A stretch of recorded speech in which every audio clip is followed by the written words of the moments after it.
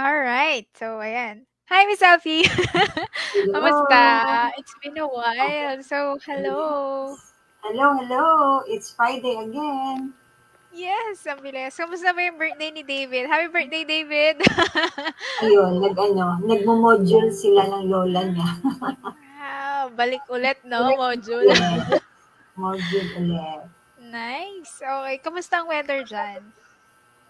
Masyadong mainit, kaya nakabukas yung yung nasa likod ko. Oo, dito maulan naman. Kaya pala Ka- siguro mainit dito kasi hinahatak yung lamig. ah, Parang gano'n. nice. Okay, paiba-iba na naman yung ano. Sabi ng Pag-asa, ano na daw, rainy season na daw. So, Oo. ewan ko ba ang gulo-gulo na ng ano ngayon. Aga, no? Aga natapos yung summer. Okay, sige, kamusta po sa ating mga viewers? Hello! Nakamiss kayo. Hello po! Ayan, salamat po Miss Alfie for backing me up pag wala ako. Ayan, nakapag-refresh. Thank you, Lord. Ayan. So, Yes. hello. So, mga viewers po natin, please let us know saan kayo nagwa-watch. Ayan. Para naman ma-mention namin kayo. Okay, if you have team members, okay, friends, okay, loved ones na tingin nyo ma-inspire po sa ating story for this afternoon, itag nyo na yan. Live. Okay, sige po. Ayan. So, hello sa ating mga viewers. Ayan, we have 24 viewers right now. Ayan, grabe. Sige, I think we can start na Miss Alfie, no? So, I'll start with siyempre, introduction. Again, welcome po sa ating Friday Praise Story. So, one of the best things about thankfulness is the more you choose it, the easier it gets. The more you profess gratitude, the more you notice things to be grateful for. So, this afternoon, let's practice our thankfulness muscles, okay? So, again, hello, my name is Shari and kasama ko po si Miss Alfie and we are so excited to introduce our guest for this afternoon. By the way, if you're watching this on live, please comment hashtag Team Live. And if you're watching this on a replay, please use hashtag Team Replay.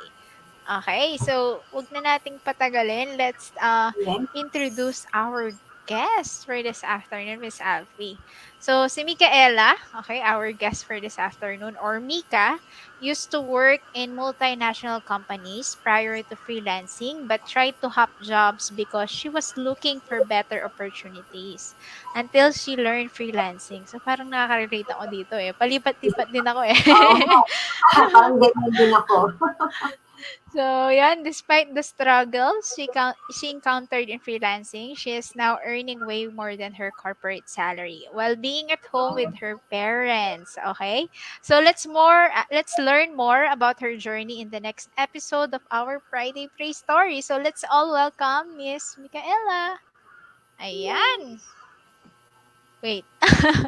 Take two. Ayan. Hello. Hi! Hi, Kamusta? Hello hi din. Micaela. Ano ba yung nickname mo?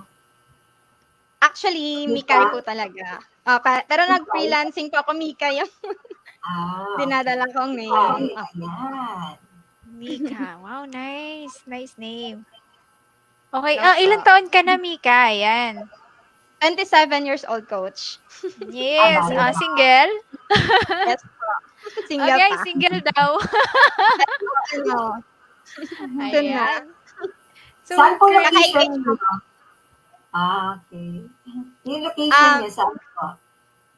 Currently, coach, nasa ano po ako, Isulan, Sultan Kudarat. Hello sa mga taga Sa Mindanao. wow.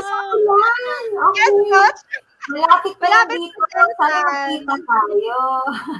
Yes, coach, hopefully. Okay.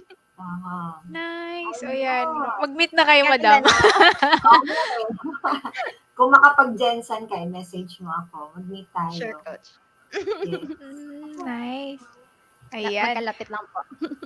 True, true. Ayan. Sige, madam, umpisa na natin ang paggisa kay Mika. Gisa talaga eh. Sige, magkwentuhan lang tayo. Siyempre, curious lang din kami sa story mo. So, can you tell us, Miss Mikay, ano po yung backstory mo before you begin your freelancing? Mhm. Yun po, kagaya po ng sinabi ni coach kanina, from corporate world po ako. So, I started working last 2018 kasi 2017 po ako nag-graduate. Then, from Mindanao, nag-ano po ako, work sa first firm, sa Ortigas, yung first work ko po. So, nature ng firm, ayun, masyadong busy po. So, hindi po ako nagtagal, mga 6 months lang po ako. Kahit may offer na po for regularization, 'di ko siya tinanggap kasi ayun, parang hindi ko po siya feel, parang gano'n. And then lumipat po ako sa finance hanggang ayun, hanggang ilang corporate companies po yung nalipatan ko until yung last one, yun po yung ano, pinaka tumagal ako, magtu 2 years, parang gano'n. Opo, medyo nag-struggle sa corporate. So, 2 years yung pinakamatagal mo. Opo, magtu 2 Ah, years. I see. So, parang pareho lang talaga tayo ng story, no? Okay, palipat-lipat. Tapos yung last na employer, yun yung pinakamatagal. Ah, Mm, habang before freelance. nag-work ka ba before sa corporate, nagsi-start ka na ba ng ano, ng freelancing? Nagsa-side gig ka na ba? Mhm. Actually, yes, coach. Ang magandang story po 'yan kasi before po ako nag-quit, which was last July 2021 po. Naghanap na po ako ng first ko na client. Nag-try-try lang po ako. Pero before ano pa po 'yon, before TBSA. So nakahanap po ako ng first through online jobs. Tapos full-time po 'yun, coach. Eh, sabi ko, try ko lang kung legit yung mga online jobs. So nakapag-try po ako ng 8 hours yung corporate ko, mabuti na lang po din at nag-work from home kasi nag-pandemic. So nagbigay siya ng opportunity para maghanap ng better opportunities. Ayun ano, nang nakahanap ako ng first ko, 8 hours din. So that time, ilang oras lang po yung tulog ko. Pero yun po yung ano, masaya sa naging start ng journey ko kasi na-try ko po yung ganong setup para lang mag-transition, coach. I see. So, Opo. ngayon, kasama mo na yung mga parents mo. For now, yes po. Pero that time po kasi, coach, nasa ano pa po ako, Makati. Before po ako nag-quit at Okay. nag-transition. So lately lang po, December lang po ako umuwi dito sa I amin. see. Wow! Opo. Oh, Recently 2021. lang. Yes Okay. po. I see. So, ibig Naalala sabihin, ko. medyo matagal-tagal ka nang nagsa-side gig sa freelancing habang nag-work ka? Mga several months lang po, mga 2 months po, bago talaga akong nag-quit, coach, kasi nag-render din po ako ng ano, service bago umalis talaga sa corporate. Ang ganda nun, Miss Abby, nagkaroon siya ng backup plan agad, 'di ba? So, mawala man yung isa, meron pa siyang isa. Yes, 'Di ba, na oo. madadala niya kahit saan. Oo. Pag single ka pa, di ba? Kasi, True. kumbaga pa, yung sarili mo lang iisipin mo, and then, Mm. kumbaga nakapag-ipon ka lang ng kahit konti, di go ka na agad kung ito yung mga gusto mong gagawin. So, ang galing naman. Pero Okay. funny din po, coach, kasi that time po, ano, nagbibigay din po ako sa parents ko dito. Kaso, risk taker lang po talaga ako. Sabi ko, kailangan kong i-try to. Kasi kung di ko ita-try, yun nga po yung sabi na, baka pagsisihan ko pa kung hindi ko i-try. Ayun, hanggang sa na-receive ko po yung first payment from that specific client. Sabi ko, legit. So, ayun, nag-decide ako. Legit. Okay, legit check. Okay. Ang galing naman. Nice. Okay. So, since nagpe-freelancing ka na ngayon and then you are staying at home, no, being with your family, ano-ano naman yung mga challenges ang mga na-encounter mo? Mm. So, sa freelancing itself, actually madami po talagang challenges. First, lalo po nung pinakauna talaga, ang hirap din po talagang maghanap ng clients na magtitiwala sa iyo.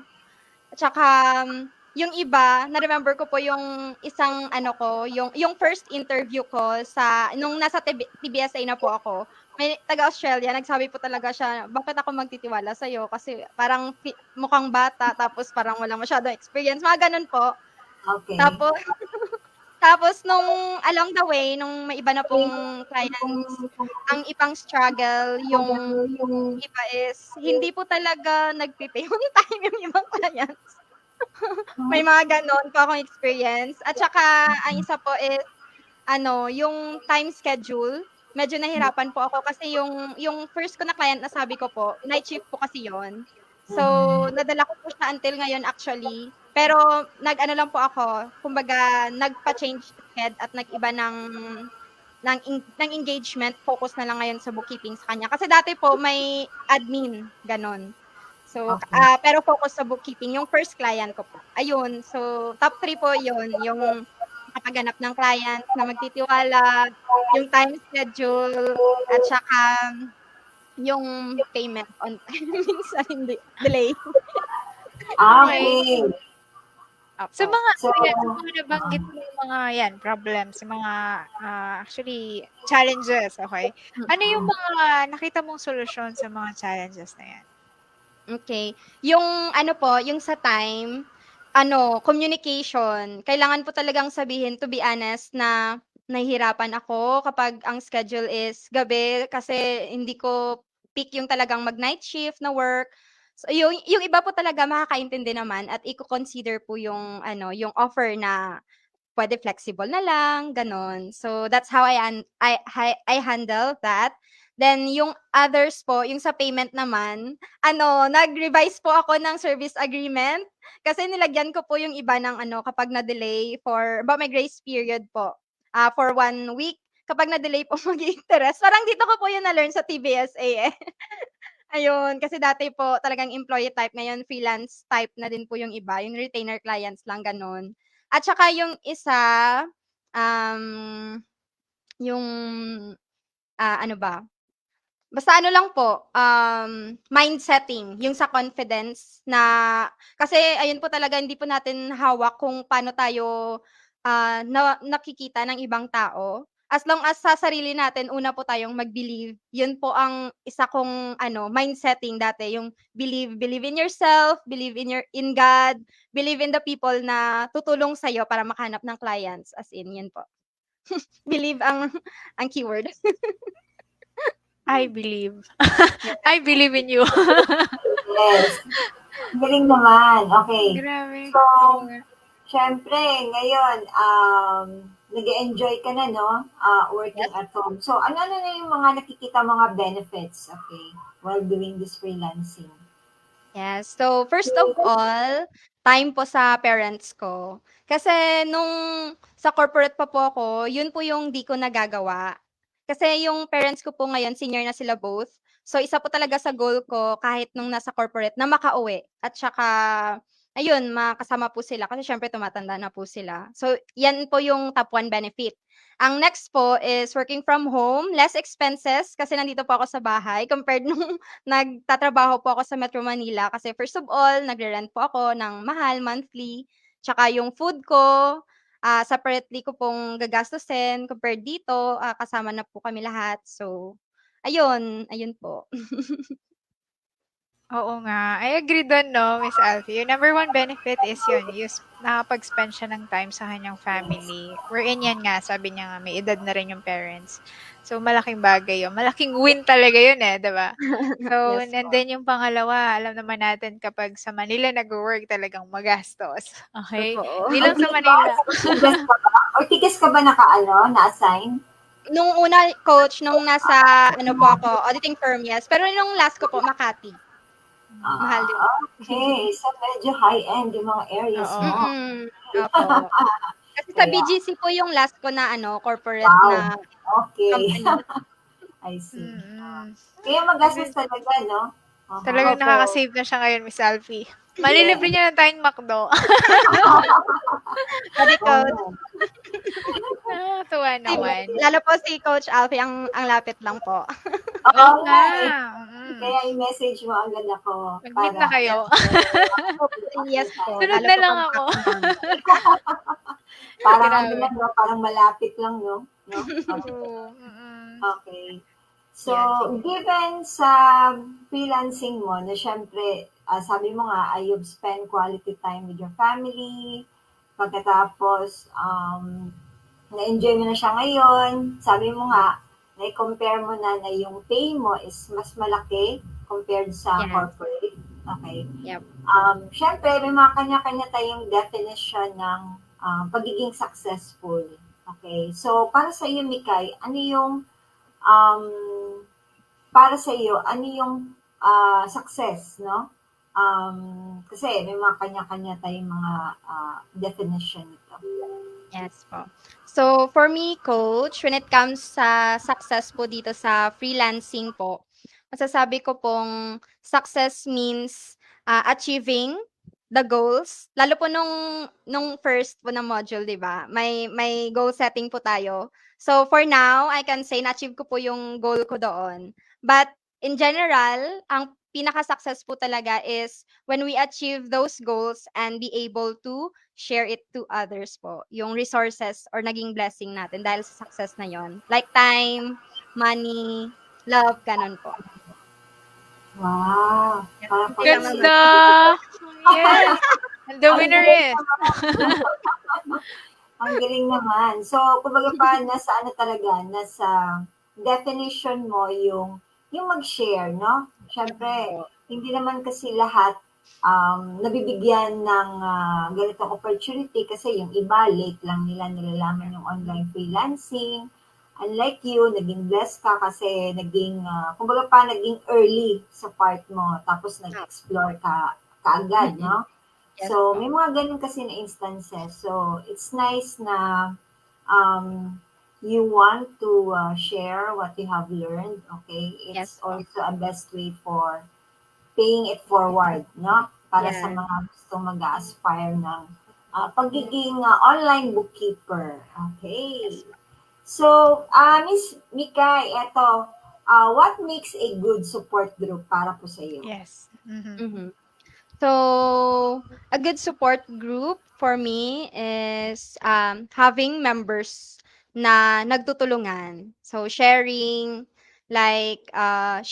not only technical knowledge and skills, pero helping din po in boosting the morale and the confidence and other factors ng isang tao. So, sa TBSA po yun, actually, na nahanap ko po yun, yung good support group. Ay, walang bayad yan, ah. Yes, Hindi tama po yun. Yes. Wow, Magaling nakakatawa po at naman. saka mababait. Oh, Totoo mabait na yan ako. tayo. Thank you po, Saludo ako Jen. sa mga team leaders, Yes, sa group oo leaders. naman. Yes, sobra. Nakakatuwa. So, ang Yes. next nating subgroup leader niyan, si Mikay na. Meron na tayong Actually, kaibigan. nag-subgroup leader po ako dati, coach. Kaso Oh, medyo babalik ka. nag-hello ako. Babalik ka. Yes, Aabangan namin yan. sure po. Nakalista naman eh, di Nice. ba? Nakakatuwa naman. Okay, ayan. So, meron ka ba bang ano, girl? Meron ka ba bang itatanong kay Yes, Miss Mikay? bago ako mag-share about ano, siguro yung message niya. What message can you give Yes. to our aspiring and seasoned online bookkeepers and accountants? Yan. Sure. So, ang message ko po, first is you believe in yourself po. And then, you take action. Kung feeling nyo po yun yung gusto ng puso nyo or that's what your heart desires, try nyo po. Or just kahit hindi pa po kayo talaga decided kung gusto nyo ba siya. Kasi minsan nalalaman natin kung gusto natin yung isang bagay pag ginagawa na natin, di ba? Or basta just try it and just take action. And then if you think na happy ka naman, nakakatulong, it's your passion or your purpose. So, ayun, continue mo lang despite all the challenges. Kasi to be honest, shifting or transitioning from corporate to freelancing, akala ko nung una mas madali, parang ganon. Pero to be honest, may pros and cons din siya. Like ayun, you will have to deal with different clients, different nationalities.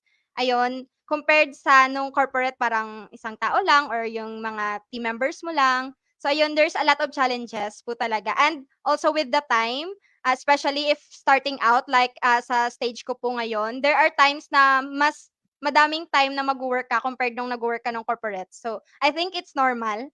So, yan, isa sa mga challenges po and just continue lang despite all those challenges talaga. Yes, laban lang, 'di ba? Totoo naman 'yan, eh. Kung walang Yeah. challenges, ano yung overcome natin, 'di ba? 'Di Mm. ba? So, ayun din, dun din tayo naggo-grow. Okay, Yes so po. yun totoo po yun. May pros and cons, okay? Mm. Lalo na when we are trying something new. Kahit ano Yeah. pa yan, merong pros and cons talaga. So yun, you Yes. have to weigh it. Okay, hindi lahat na sinabi, oh, ganyan, madali lang yan. Pero hindi, yun talaga, meron at merong challenges. Reality, yes. Opo. Yes, reality check. Okay, thank you, Miss Mikay, for sharing Thank that. you din po, coaches. Grabe, nakakatuwa naman. Ang bilis mo naman sumagot. Ano ba yun? Ubusan na kami ng question dito. Actually, yung dagdag yung kay Miss Mikay, no? Okay. Ganun naman talaga, no? As a beginner, no? So, you want to get, kumbaga pa, siguro yung mga close to your ideal clients. Okay, Mhm. syempre. No? So, as you journey this online bookkeeping, lalong-lalo na pag, sabi na natin, medyo malaki na yung ipon natin, yung mga ganon, okay, mas lalawak din yung freedom mo na to choose your ideal clients, no? Plus yung experience working with them. So you begin to evaluate na later, no, sa journey mo, ano kaya yung mga gusto ko sa isang maging ideal clients ko. So, yan, unti-unti yan, mamimili ka na. So, magkakaroon ka ng freedom, ayan, yung sinasabi ko nga, kumbaga, meron ka ng ideal client avatar, okay? Yep. So, yan, magta-transition ka na. So, yes, at the start, kinakapa mo pa kasi yung Opo. online bookkeeping career. So, Yes. okay lang yan. Ganun talaga yan. So, papunta ka na rin doon. Ayan. Yes, amen.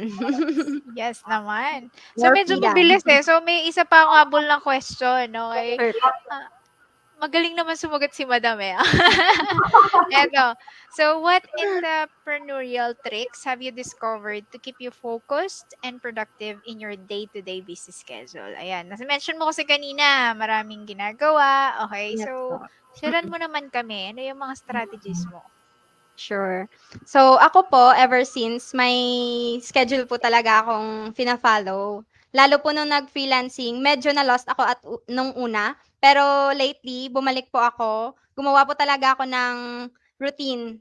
Kumbaga, yung Monday to Friday, ganitong oras, ito pong ginagawa ko. Ganitong clients yung wino-work ko, ganon. So, para po sa akin, isa po siya sa trick. Kasi kung kahit sabihin po nating freelancer or nagfi-freelance po tayo, kapag wala po tayong sinusunod na sched, parang sabog, parang yun po yung na-discover ko nung una kasi ayun, lalo nung una, "Ay, freelance na ako, free," gano'n, gano'n. Pero to be honest, mas maganda din pong may schedule talaga.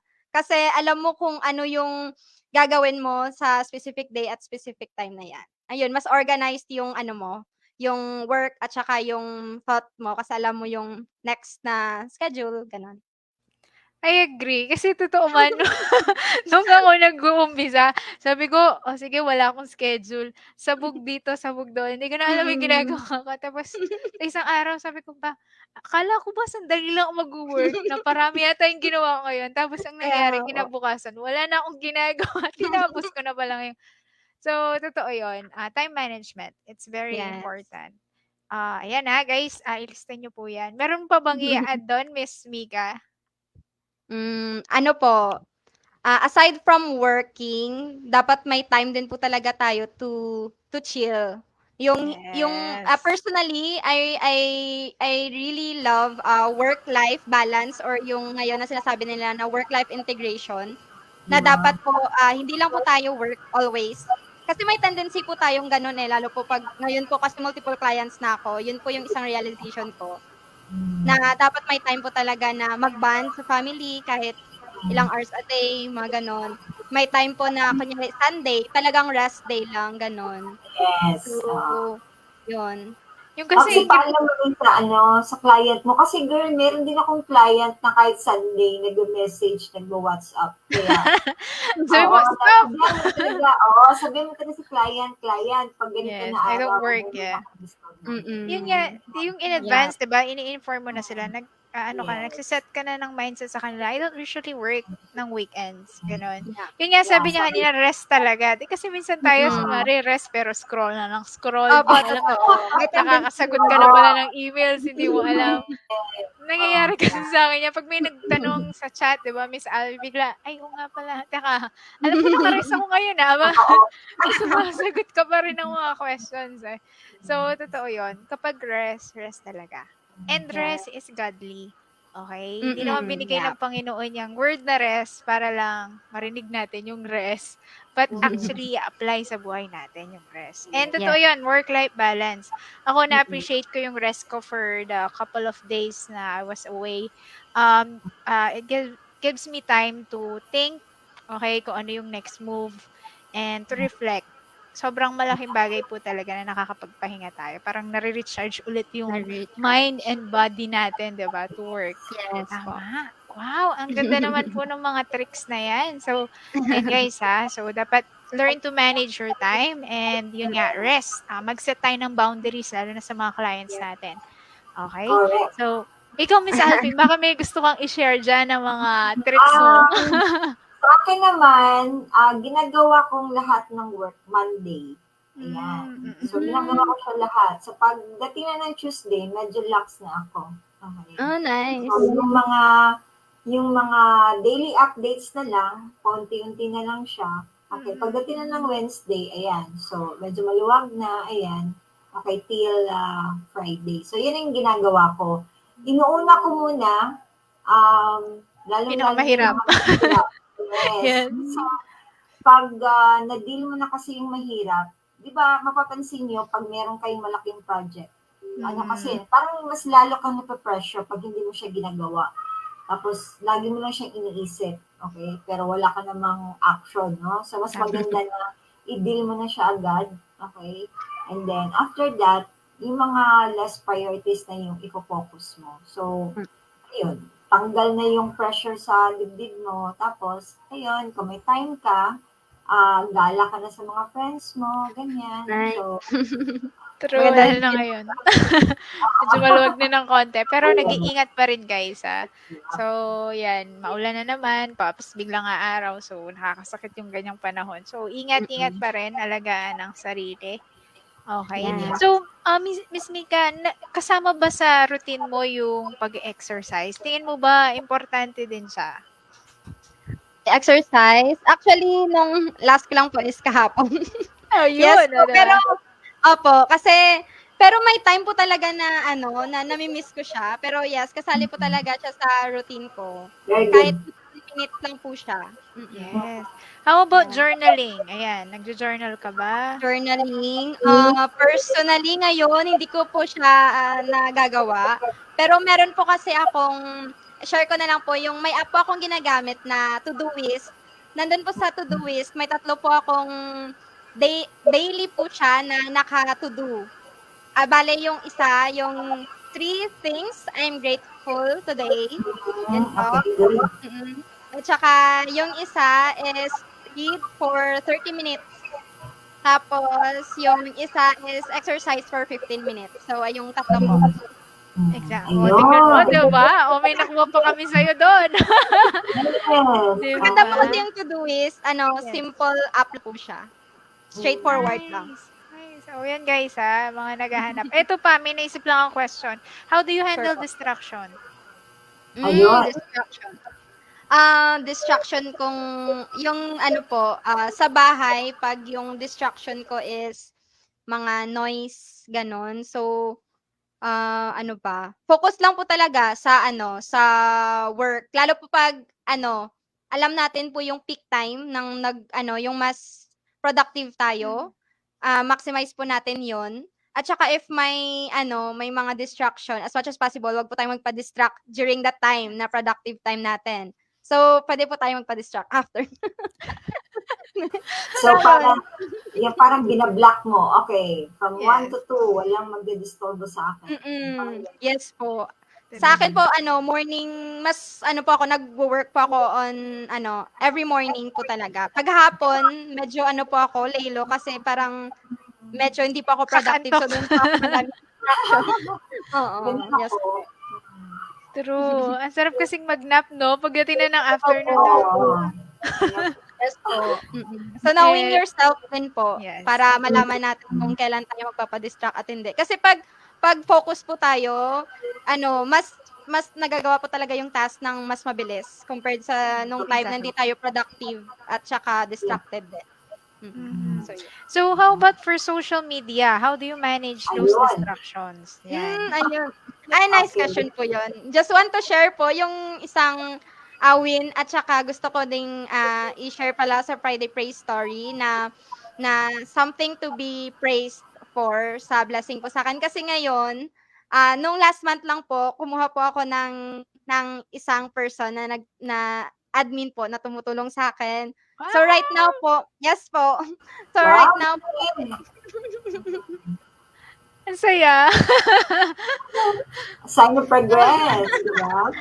opo. So, ayun po, si Janine. So, ayun, siya pong tumutulong actually sa mga ano ko po ngayon, sa mga social media, gano'n. Kasi yung mahilig po akong mag-YouTube. Do'n ko po na-learn na hindi po natin ma-handle lahat, especially if Yes. we want to scale up, gano'n po. So, ang isa po Totoo talaga yan. sa naisip ko na na task na puwede kong i-outsource din po or ipatulong sa iba is yung social media ko. Though same naman din po na mina-manage ko po siya gano'n, pero we talk about kung ano ang ipo-post at saka more on siya po lately yung gumagawa kasi magaling din po siyang gumawa nun. So mina-maximize ko po yung talent niya. At the same time, I deducted some time and yung hustle sa Yes. part ko po kasi mas maka-focus ako sa multiple clients, gano'n. Exactly. Ang sarap nun, no? Yan. Pareho kayong it's like win-win Yes for po. both of you, 'di ba? And totoo Mm. yan. Shoutout kay Johan at saka kay Rufa. Hello. Yes, okay. Yan. So, we appreciate you sobra. So, sobra nga. Laking bagay nun na nakakapag-focus Really. ka dun sa ibang bagay na Mm. gusto mong gawin, 'di ba? Yes And po. grabe, nakakatawa yun. Ano lang po yun po yung sabi ko na risk taker lang po talaga ako. Tsaka hindi pa po ako yung talagang masyadong malaki yung monthly, pero sabi ko, paano ko malalaman mag-manage ng tao at saka Yes. mag-scale ng business kung hindi ko po siya ita-try. So yun, Yeah, one step at a so time. far masaya. Tsaka Keep trying madami lang. pang learn. Opo. Kaya ayun nga, yung lahat ng mga ginagawa naman natin, 'di ba? Meron at meron tayong natututuhan diyan, okay? So, sige po, let me just share this verse in some 9:1. So, I will give thanks to you, Lord, with all my heart. I will tell all your wonderful deeds. So, oo nga, 'di ba? Ang bilis ng isang week. Okay, daming nangyari, daming mga blessings, daming mga challenges, but still we are here. Okay, yan. We're talking about the praise story ni Miss Mika and talagang nagre-rejoice tayo sa kanya. Iba talaga yung ginawa ni Lord sa buhay niya at gagawin pa sa buhay niya at sa kanyang And pamilya. And we are declaring more blessing and favor sa buhay mo, Miss Mika. And nakikita thank naman you. namin yung desire mo to help. Okay, so subgroup leader, balik ka ha. Okay. Sure po, So, sure. ayun, thank you so much for your time, Miss Mika. Alam ko busy ka Thank you rin, po. pero Thank thank you. you for accepting our invitation to be Yes. our guest for this afternoon. Anything to add, Miss Alfie? Okay, sa mga nag-aspire na mag-start, no, etong online na bookkeeping career. So, if you are still working pa sa corporate, you can try this naman on the side. Kasi like yung kay Miss Mikay, na-mention niya, ginagawa niya to dati, no? Sa side gig. Okay, kahit na ako, doon din ako nag-start, no? Para lang mag-sink in sa inyo, kumbaga, eto ba yung online bookkeeping para ba sa atin, okay? Mas maganda kasi yung i-try niyo muna, no? Mm. Parang testing the waters, okay? Mm. And then, pag maging okay na sa inyo, pag mag-start na kayo ng earn, then you evaluate, okay ba ako dito? Pwede ko ba siyang gawing full-time? Ganyan. And then you prepare, okay, especially yung funding, let's say, mag-save ka muna, let's say, good for 6 months mo na monthly expenses, at least meron kang pang-reserve, ganyan. And then, kukuha ka ng additional clients, yung kaya mo rin na, of course. Okay. And then, you can do it full-time na. Okay? Kasi, kumaga pa, i-ano mo lang siya, ipagplano mo lang, and then one step at a time, okay, hanggang sa maging full-time ka na. Kasi mas maganda kasi yung um, kumbaga pa, na-try mo siya bago ka nag-decide, no? Kung kaysa yung naririnig mo lang sa iba, ay, ano pala, hindi pala yung legit yung online, ganyan. Tapos ikaw naniwala ka rin na without trying it, no? So, mas maganda na i-try mo siya. Ngayon kasing iba, okay, kahit na nakakarinig ng scam si online, ganyan, pero nagtatry pa rin, it's because meron silang deep wise. Kumbaga pa mas malalim yung reason nila or yung purpose nila dahil gusto nila ma-spend yung makapag-spend ng quality time sa kanilang family, ganyan. O yung mga single parent, gusto nila makasama yung mga anak nila, okay. Na hindi na nila ine-entertain yung mga ifs and buts, okay. So, may mga kanya-kanya talaga siyang level. So, if you are a beginner and is planning to go for online bookkeeping, okay? So, the best way, yung una nyong gawin, makikinig tayo sa Friday Praise Story para ma-inspire tayo. Yung sa mga, kumbaga pa, nakapag-experience na, okay, kung paano maumpisa na itong online bookkeeping para magkaroon din tayo ng idea paano nila ginawa yun, okay? Kung may mga ganito na challenges, paano nila nabigyan ng solusyon, ayan, okay? So, it's all about educating ourselves para pag pumasok tayo ng ganyan, then, confident na tayo. Okay? So, yan, para sa mga beginners. Ayan, para sa gusto mo explore ng online bookkeeping. Okay. So, ayan, grabe, no? Ang bilis naman. Parang gusto ko pa, diba? So, don't worry, may part 2 ka, Miss Mikay. Ayan, so, sige, para din ma-enjoy na natin yung weekend natin. Ayan, so, approaching na naman. Ang bilis ng week, diba? So, ayan, thank God it's Friday. Thank God for all the blessing for the week. And we thank you. We thank you, Miss Mikay, for joining us this afternoon. Yes, Thank you rin, Miss Alfie. And happy birthday din kay David. Happy birthday pa sa inyong anak. Yes. Naging subscriber ako dati ng Friday Praise Story bago po talaga ako mag-join sa TBSA. Share ko lang, halos napanood ko po yun. Nag-work po ako. Halos po, nag-work po ako tapos bina-background ko po yung yung mga interviews nyo. Before po ako nag-enroll. Tapos ayun, ayan ako na. Tapos ikaw na. Totoo yan. Law of attraction, diba? So, yung nanonood dito, yan, isa sa mga 47 dyan. O baka lahat ng 47 na yan, magiging guest natin in Jesus' name, diba? So, declare lang. So, ayun, thank you so much, Miss Alfie. Thank you, Miss Mika. And thank you for our viewers. Thank you, coaches. Thank you sa lahat ng nanood. Next week. Yes po. Sana makatulong. Bye po. Thank you so much.